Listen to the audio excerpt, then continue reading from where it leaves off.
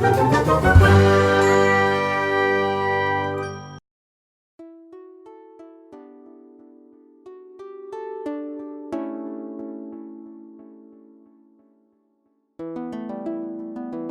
was in 1991 when Street Fighter II had its great success. SNK recruited Takashi Nishiyama and Hiroshi Matsumoto, who was the producer of Street Fighter I, and released Fatal Fury, Art of Fighting's, Samurai Shodown, and The King of Fighters, and had its golden age.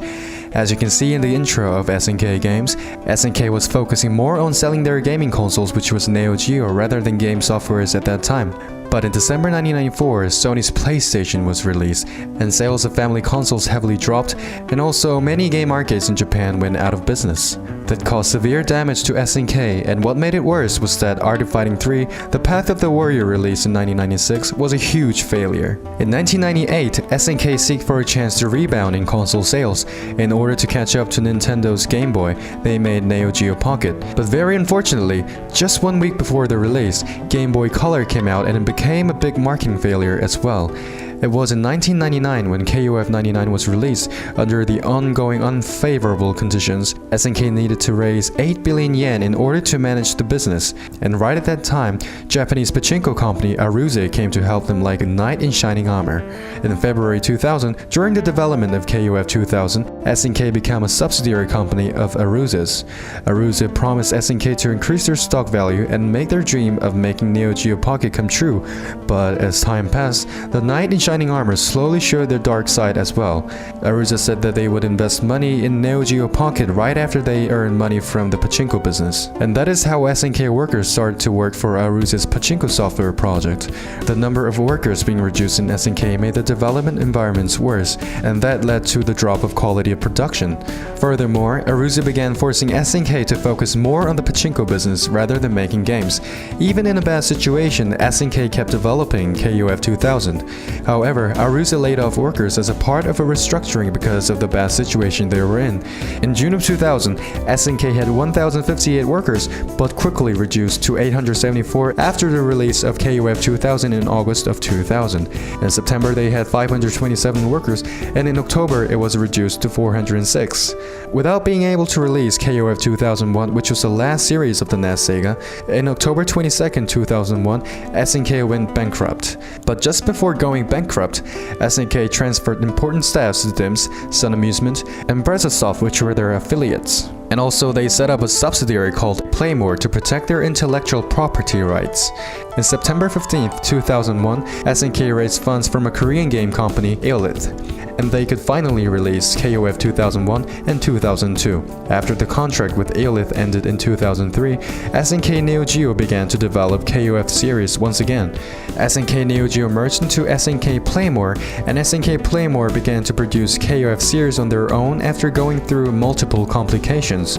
In August 2015, a Chinese online game company, 37 Games, took over SNK Playmore for 73 billion yen and is a Chinese-owned subsidiary company until now.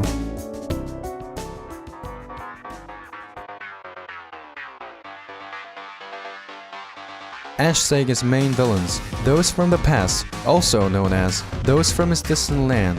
They're like the western version of Hakeshu. Like Orochi of the east, there was another guy as well in the west as well. Those from the past are the ones who serve the western guy as well, with Psyche as their leader. Not like Orochi, the western guy as well just loathed the human race and wanted to wipe out them all, so some even called him devil. The humans feared him, worshipped him. However, some clans trained themselves and began to fight back. Embattled Psyche and his subordinates gathered the energy of an abnormal planetary alignment, year 1999's the Grand Cross, and year 2000's the Grand Alignment, to open the gate that controls time and travel to the current world. Their main objective was to use Orochi's power to reactivate the gate of time and travel to distant past so they can change the history by eradicating their enemies. Those from the past, other than Psyche, include Botan, Mukai, Shion, Magaki, Shroom, Romello, and 5 unnamed members. Botan has the power to control people's mind and body with strings.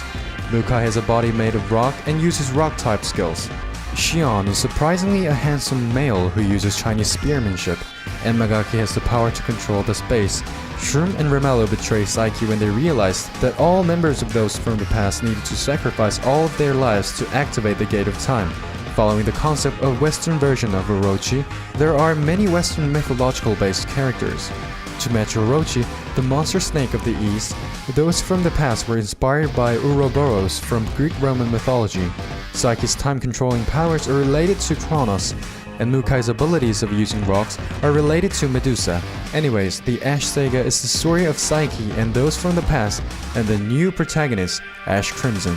Ash's close allies are Shenmue, a man who wishes to compete with strong fighters, and Jolan, the son of Ron, the former leader of Hisoku, and a carnival expert Oswald, and a sister-like friend who grew up together. Elizabeth Blanksworth was called Betty by Ash.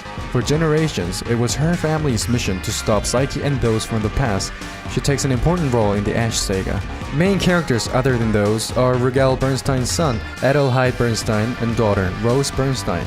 They reside on an airship called Skynoah. The two build a super luxurious KOF stadium and influence the story of KOF.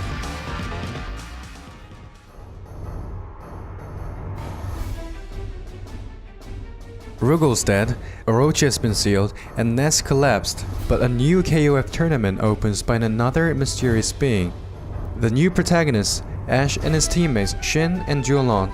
In front of them, a mysterious masked woman suddenly appears. The woman summons Kusanagi, and the battle begins. After the team defeat Kusanagi, the woman teleports them to somewhere in order to test their true power. After that, the woman takes off her mask, and very surprisingly, but obviously it was Chizuru Kagura. She summons a vision of her dead twin sister, Maki Kagura, but mysterious strings were attached to them. A violent battle occurs, but Ash's team defeat the Yatta twins, and the strings attached to them snap, and Botan and Mukai, who were controlling the twins, appear. Mukai wants to offer the power of Orochi to his master, but rather than doing all that by himself, he uses Botan's power to control Chizuru and made her open the tournament. Mukai attacks Ash's team to test their power. However, Mukai gets defeated and says mysterious things like Gaia and Orochi as he leaves. After the fight, Ash gets separated from his team to finish his job. Meanwhile, Chizuru shows up injured at the place where Orochi is sealed along with Kyo and Iori. She thought that if the power of Yatta still remains, the seal will not be broken. Just then, Ash attacks Chizuru and puts his hand inside Chizuru's body and takes out the mirror of Yatta out of her, and the seal breaks. Ash completes his mission and throws the unconscious Chizuru to Kyo and rushes towards Iori. Of course, Iori prepares to fight back, but Ash uses the power of Yatta mirror that he had just stole and disappears, and KOF 2003 tournament ends. The 11th KOF tournament opens, and Elizabeth Blanktorch gets help from Benimaru and Jolan to stop those from the past. On the other hand, Ash recruits Oswald as a replacement for Jolan. Meanwhile, Chizuru asks Shingo to team up with Kyo and Iori instead of her because she lost all her powers. The tournament began, and Ash and his team got through the finals. But at the finals, what awaited them were the destroyed arena and Shion. The arena was actually where Magaki had detected Orochi, and Shion wanted to gather energies from the fighters at the finals to awaken Orochi. But Shion gets defeated before Orochi could even react to the energy. Magaki throws Shion into a dimensional gate and starts to fight by himself. But since Orochi has no response to the energy still, Magaki decides to retreat and makes his exit into another realm. At that moment, Orochi starts to react. Seeing the response, Magaki was overjoyed. However, Shion's spear pierces through Magaki and Magaki dies in a ridiculous way. The dimensional gate closes and Shion's whereabouts is unknown as well. The 11th KOF tournament ends like this, and while Adelheid and his sister Rose were chatting on Skynoah, Adelheid yells at his sister for being arrogant and contemptuous of the defeated fighters. Her heart breaks to see her brother being mad at her for the first time. Seeing this, Botan chooses Rose to be her next toy after Chizuru. By the way, Iori reacted to Orochi and goes insane, and violently attacks Kyo and Shingo, making them severely injured. Ash suddenly appears and steals something. He was about to leave, but Elizabeth's team stands in his way and stops him. Elizabeth asks whether he has forsaken his mission or not, and he answers that he has forgot. Ash shows her the blue fire of Iori, meaning that he has also obtained the Yasakani jewel. But he didn't fight them because he realized the 3-on-1 was unfavorable to him, so he used the power of Yatamir and leaves the place. Being controlled by Botan, Rose hosts the 13th KOF tournament, and with the Bernstein family's huge fortune, she builds the most luxurious stadium ever made. Ash receives an invitation to the tournament. Meanwhile, Shin and Jolan form a team with Elizabeth for the same purpose, finding Ash. It grieved Elizabeth that Ash has changed and forsaken his mission, but still she had the thought of punishing Ash for abandoning his mission. So the 13th KOF tournament begins. Elizabeth's team wins the tournament and suddenly time stops ticking, and in front of them, those from the past shows up. They used Rose, who was being controlled by Botan, to install a device underneath the stadium to gather energies from the fighters to awaken Orochi, using Orochi's power to open the gate of time to go back to the past where they came from, and eventually overriding history by wiping out all mankind. So the battle between the final boss Psyche begins, and throughout the fight, the energy gathered in the device opened the gate of time, but however while they were fighting, 2 of the time spheres turn off and the gate slowly starts to close again.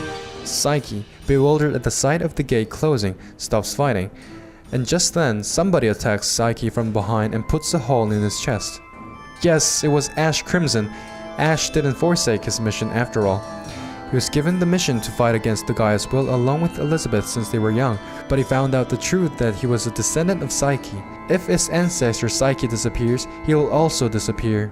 In order to complete his mission and save his own life, he needed power strong enough to defeat Psyche, and also he had to do it at the right time, at the right place. If the power of the sacred artifacts could seal the Eastern Gaia's will, Orochi, then it should work on Psyche also. This is why he pretended to follow Psyche's orders. His previous actions were done to earn Psyche's trust and to gain enough power to absorb Psyche's energy. It looked like it worked out as he planned, but because his powers were incomplete without the Kusanagi sword, Psyche's essence takes over Ash's body, and as a result, the two fuse into a single entity. It turns into a final boss, Ash crazed by the spiral of blood, also known as Evil Ash, and the final battle of the Ash saga begins. After being defeated again by the fighters, Ash regains control of his body. Psyche urges Ash to enter the time gate, which will allow them to return to a previous era and begin their entire plan over again. However, Ash just lets the gate to close to save humanity, even though he knew that he'll be raised from time. The gate closes and Ash completes his mission to save humanity from Psyche.